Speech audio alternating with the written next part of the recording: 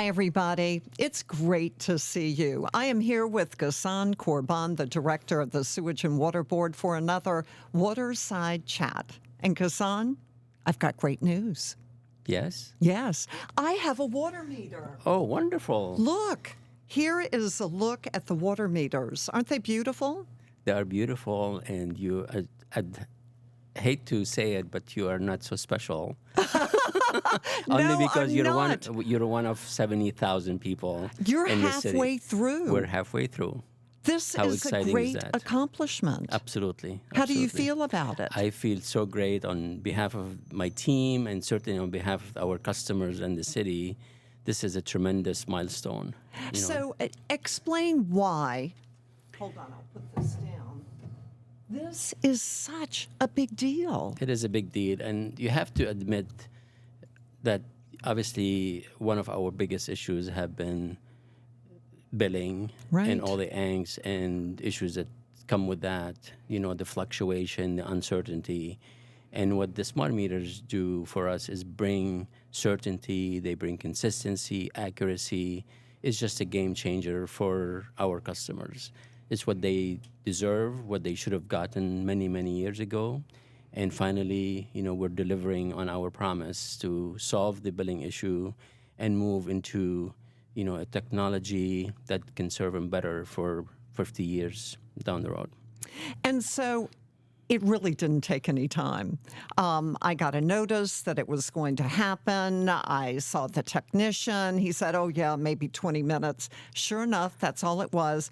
And you'll get a notice on what to do. And he said, just run the water in the bathtub or the shower for a few minutes, and that kind of cleans the system. And your other faucets may spit at you for a second. But it's done. And now I can go online and look at my water usage. And for people who go, oh, gee, I'm spending too much money, they can cut back if they want to. Absolutely. But they also show leaks. This is huge. It is huge. You have found 20,000 leaks since these 70,000 water meters have been installed. So, we've always suspected or always knew that based on the fact that the private plumbing systems are as old as our system, right? We are an old city, and we knew that leaks have been part of our issue for a long time. These spikes in consumption and our failure to read meters every month. What that meant is that we'd go for 2 or 3 months with undetected leaks, right? And then you find that the numbers are high, and everybody gets upset. Right. So now we have almost real-time indicator that you have an issue, and then you can address it almost immediately. So again, It's a game changer. for sure. That's for sure. wonderful. Now, the old meters, we've got to point this out, were not necessarily reading accurately. Some of them were reading below the actual usage. So with the new meters, you may get just a slight uptick in your bill simply because they're accurate. They're accurate. And what happens with old meters, they degrade because they're mechanical. Kind of And like people. just like us. So they lose accuracy, and then they start under-registering. Right. And with the new meters, they're all digital. There's no moving parts, and they are very, very accurate. And now they are telling us exactly how much water you're consuming. And yes, in most cases, you are going to see a slight adjustment, but it's accurate, and it's reflective to your actual consumption. So this is truly, as you said, a game changer. Absolutely. We've got another game changer. I mean, this is huge for the city of New Orleans and also for the Sewage and Water Board.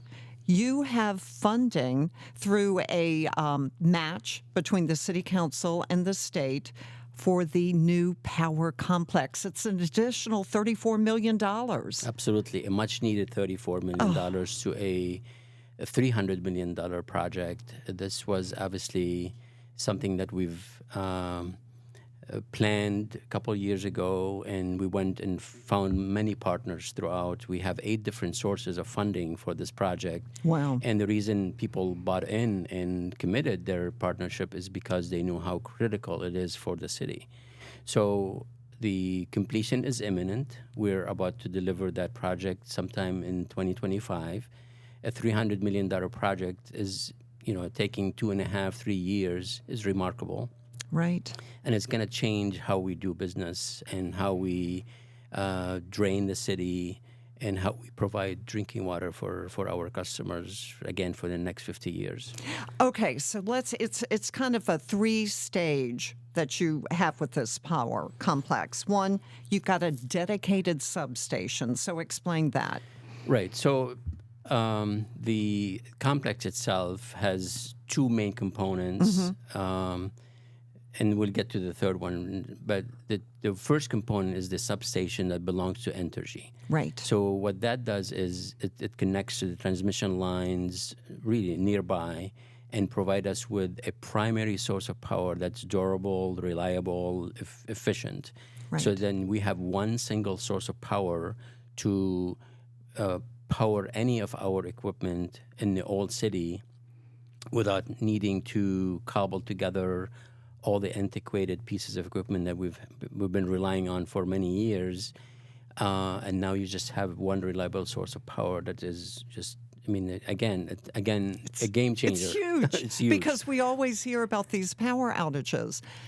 Here's the other thing, the frequency changer. Right. This is big. Yes. Now, explain that, because people may not realize you've got these old pumps that take the 25-cycle power. Right. And Entergy only provides the 60. Absolutely. So explain that. So basically, obviously the substation, we cannot be used for our purposes unless we have those frequency changers that take that 60, change it to 25, right, and then run that power to all the 25 hertz pumps throughout the old city. Right. So again, without it, that we cannot utilize the power. There's no new 25 hertz new power that you can bring in. So it has to be 60. Right. And the frequency changers are the way to make the substation useful for us. So those are the 2 main components. Right. The third one that cannot be overlooked is a redundant system right, that we're building together as part of the complex to support the substation should that fail during an event. So that's another generator. Absolutely. So it's going to be a combination of 2 generators. One we already have, that's newer generator, that's very dependable. We're installing another one. So in combining those 2, we will have plenty of power to support the substation if that fails. So now we have 2 modern systems side by side, right, to provide power when we need it. And this is going to be available for the beginning of hurricane season next year, or part of it will? We're committing to having the complex ready for drainage purposes, okay, to power the equipment that need for drainage purposes before the peak season. And we know that peak season is sometime July, August, September, so something like that. So it will not be June 1st, but will be just a little later after that. But, think about it from a 50-year perspective, not, right, we haven't had this power complex. Now it's coming online. So, not going to quibble over a couple months. It's just so exciting that in 2025, we're going to have a power complex, and the issue of power and not having power will simply go away. Just think about it. So this changes everything. In a couple of words, what would you say about this power complex? It's transformational. Just think of in 2017, we had maybe 6 megawatts of power versus now over 60. Yeah. When we need 44 at peak demand. So the discrepancy was huge. And now not only we have the power that we need, but it's also reliable, durable, right? It will be there when you need it. It's so exciting. Yeah. As someone who lives in New Orleans, I can't tell you how good that makes me feel to know, we're looking a whole lot better. Sure, there's still going to be major rain events and you're going to have issues, but what other improvements do you want for this project that you see going out in time besides 2025? Is there anything extra that you want to add? Absolutely. So now that we have this reliable power, and we know there's enough of it to supply power to all our drinking water pumps. Right. So that is the second piece. That's where the $34 million conversation becomes more relevant. So while we're delivering the power complex next year, the 34 will be used to make more enhancement and connect all the drinking water, the potable water pumps to it. So those no longer rely on the city grid system, energy system, or the antiquated pumps, turbines that we have. So the ability to deliver drinking water will also improve dramatically. So now you have the water hammers, the water towers, you have new pumps, now you have new power to power those new pumps. So it's just reliability and resiliency that describes the new system. It must make you feel pretty good. I feel so good about the future and the service that we're going to provide to our customers. I do too. Yeah. I'm excited. So we just had, Francine, it was about 6 to 7, even more than 7 inches of rain in about 3 hours. I mean, you get that kind of rain, you're going to flood anywhere. You put up a dashboard, a storm center dashboard, so that people could check in before, during the event and find out what was happening. Absolutely. People in the city find comfort in knowing, because we have a mechanical drainage system, they understand the need for pumps, and they want to know what pumps are working, what are not, and they kind of what to expect. Right. And many of them are savvy and well-versed in how things in New work Orleans, in the city. we know about the pumps. Absolutely. And they also know that at one point, no matter if everything works and works, to the optimum capacity, if you have a 6 to 7 inch storm, no matter where you live, no matter whether it's gravity system or mechanical system, there will be time where water will sit in the streets waiting to drain, just because there's just no ability in the pipe itself to carry all that water at once. So one of the good things as the storm approached, 90 of the 97 pumps were working, and that's considered full capacity. I mean, obviously, we always want all 97 to work, but because of maintenance, just preventive maintenance, you'll always have a couple down. But 90 is plenty pumping capacity during major storms. So we've been running that number for a while, and puts us in a very comfortable place in terms of pumping capacity. So here is the question: we always hear 1 inch the first hour, a half an inch for each successive hour. That means in 3 hours, which was basically what this was, our pumps can handle 2 inches, which means 4 to 5 have to be stored in the streets until we're able to pump them out. So would the new power complex kind of take care of a situation like that? Well, what the power complex does is bring certainty that we will have power. So that 1 inch and the half inch will be pumped. Because we know there's power. The equipment is there. The pumps are there. There will be time where that capacity will be exceeded and will be overwhelmed, and you may have water sitting in the streets. I think that is to be expected in any city. It was a storm. Right. So we never want to over-promise or over-commit, but we know that the certainty of managing that first inch and the half inch after will happen with certainty. And the ability to pump the city dry, whatever is temporarily stored in the streets, will also certainly happen because we have the power. And it does. Now, I will say there were times when it was 2 to 3 inches of rain an hour. I mean, you can't handle that.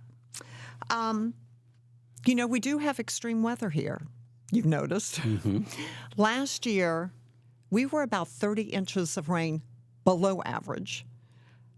15 100-degree days in August. Saltwater intrusion, wildfires. And then this past year, September, over 17 inches of rain in September, then 26 days without rain. So you have to have an infrastructure that can handle flooding, but also droughts. And that has other issues too with this compaction of the soil. What does that do to your pumps and your piping? It definitely adds an additional layer of challenge and that fluctuation and the unpredictability. And obviously, the key is installing new pipes. Obviously, And you're doing that. We're doing that. We just need to continue to do that at the same or a higher rate, because we have a very old system where half of the pipes that are in the ground are over 100 years old. And they're falling apart. They're falling apart, and they are Right. more susceptible to failure because of that fluctuation in climate. So if it's a newer pipe, it will stand a chance to withstand Right. those fluctuations and be more operational and less likely to break. So you are installing these new 40-inch pipes all down South Claiborne. That's a big project, but your plan is to do it throughout the city. Absolutely. Obviously, those are what we call transmission mains. These are the pipes that deliver water to the smaller mains, the distribution Right. lines that deliver water to your house and businesses.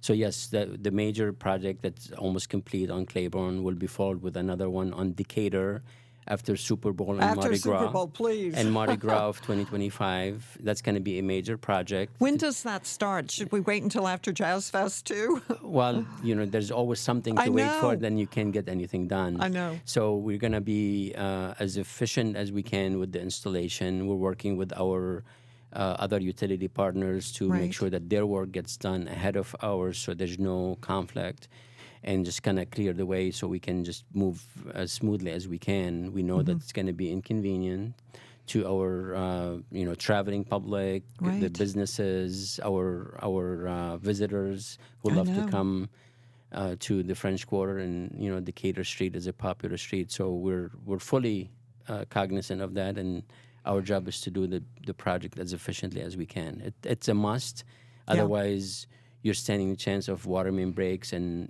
then you don't have the control that you do when you're doing it preemptively. So this is a big one too. New Orleans is actually kind of first in line for this lead replacement lines being replaced. We've gotten $86 million from the state earmarked so that you're ready to go. When do you see these lead lines being replaced, or at least beginning? So my take on the lead line replacement is that we can't replace them fast enough. Obviously, funding has been the biggest issue, Right. and the whole, what held us back. Now that we have the money that came through the federal from EPA, with a 50-50 split, half of it is grant, the other is a loan, so we'll have to pay it back. But nonetheless, we're very anxious to start the project sometime in 2025. Obviously, it's going to require, it's about a 13-year project. Right. So to be honest with you, and the biggest unknown is the number of lead lines that exist throughout the city. So it's a wide range of Right. estimate that we have now. We know for certain about 15,000 exist, so those will be handled immediately. However, there's about over 100,000 out of the about 144 that are uncertain. We do not know whether they're lead or whether they're not lead. So by default, we must assume that they are lead. Right. By law, actually, by EPA's rules. So now we're looking at over 100,000 lines Right. on our responsibility to replace. We're hoping that we're going to be finding that many of them are not lead, Right. and they do not have to be replaced, and obviously the effort starts diminishing. But for now, we know we need 13 years to satisfy the EPA rules and the law, and remove the dangers of lead entirely from the city. So where do you think these lead lines are? I would assume the older homes, and possibly some of the poor neighborhoods. Oh, absolutely. So lead was a popular material for a long time. Right. And it was not banned officially in the city till 1986. Wow. So that's why we suspect there's a large number of them in the city. The older the house, the more likely and the more certain that you have lead, unless Right. it's been replaced, since. So we're going to have a list of priorities in terms of disadvantaged communities being addressed first. Older houses will be looked at initially. So our modeling that we created tell us fairly accurately today where to start. And then the more information we gather from the field, in terms of, as we excavate and discover whether our assumptions were accurate or not, we're going to tweak the model and then obviously make it more accurate. So people need to be aware that there is a risk, unless you've got a brand new house, perhaps, or a house that is after 1986, that there is a risk for lead. And so when they drink water out of the pipes, your advice is run that water first if you haven't used the pipes in, say, 6 hours? Absolutely. The first rule is make sure, especially if the water has been sitting unused for more than 6 hours, you must run that water for a couple minutes. Okay. Just to kind of empty the pipes where, the opportunity for lead leaching in the water was higher because it's just sitting there stale. So if you flush that system, you're reducing your chances of having lead in the water. I also encourage people, especially with younger children, 6 or younger, that are the most susceptible of our population, is to use a filter. Those are fairly accessible. We are doing our part by distributing some of those. We've distributed about 2,000 so far. Okay. And in a couple more weeks, a new order will arrive, and we're gonna distribute them as fast as we can, because they are the most effective way of protecting yourself from lead. Because, like I said, 13 years is a long time. Yeah. And the most effective way to protect your family today is just use a filter. Okay. And make sure that you are very careful to change the cartridge, on regular basis, and that really puts you in a much better place than not using a filter. And cold water, too. Absolutely. Never use hot water for cooking or any consumption. Okay. Always use that cold water. Absolutely. So that's exciting that you've got this $86 million that is earmarked and you're ready to get that going. What is the latest on the storm drains? Because really, the city has been in charge of the storm drains, and we have lots of issues with those storm drains. Many are not cleaned, and I've heard about contractors pouring cement down, the drains, and then you've got a block drain. So are you going to be taking over the storm drains? If so, when? And do you have money to make this happen? Because it ain't cheap. Absolutely. So as just for clarification, we're responsible for what we call the major drainage system, which is 36 inches in diameter pipes and larger. Underground canals, open canals, and pumping stations. The rest of the system, which is called the minor drainage system, had been under the purview or responsibility of DPW of the city. As of January 1st, we will become the responsible entity or agency for that system as well. So it will be one system that from catch basin, the lateral that runs the water from the basin to all the pipes and all the way to the pumping station. One system, one agency responsible. We're very excited about that. In terms of funding, we know it's going to take a lot to make up for many years of, lack of a better term, neglect. It hasn't been well maintained. It hasn't been cleaned. And we know it's a very critical piece of the drainage system. If water can get into the catch basin, into the pipes, we can pump it. The water cannot make it to our pumping stations. So we're going to take that on. We're in the midst of finalizing the total amount that we will receive from the city for that responsibility. We're hopeful.